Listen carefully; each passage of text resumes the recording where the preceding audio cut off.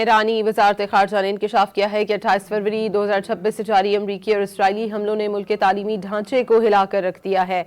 ईरानी वज़ारत ख़ारजा के मुताबिक अब तक 600 से ज़्यादा स्कूल और तालीमी मराकज़ फ़ज़ाई हमलों का निशाना बन चुके। ये महज इमारतें नहीं थीं बल्कि लाखों बच्चों के रोशन मुस्तक़बिल की उम्मीदें थी। सबसे बड़ा ज़ख्म जनूबी शहर मिनाब में लगा, जहाँ एक प्राइमरी स्कूल पर होने वाले हमले ने 175 मासूम जिंदगियाँ निकल लीं, जिनमें 100 से ज़ायद मासूम बच्चे शामिल थे।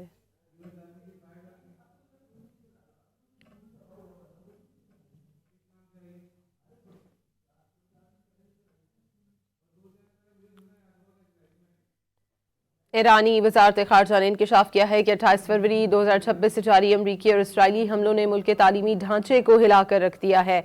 ईरानी वज़ारत ख़ारजा के मुताबिक अब तक 600 से ज़्यादा स्कूल और तालीमी मराकज़ फ़ज़ाई हमलों का निशाना बन चुके। ये महज इमारतें नहीं थीं बल्कि लाखों बच्चों के रोशन मुस्तक़बिल की उम्मीदें थी। सबसे बड़ा ज़ख्म जनूबी शहर मिनाब में लगा, जहाँ एक प्राइमरी स्कूल पर होने वाले हमले ने 175 मासूम जिंदगियाँ निकल लीं, जिनमें 100 से ज़ायद मासूम बच्चे शामिल थे।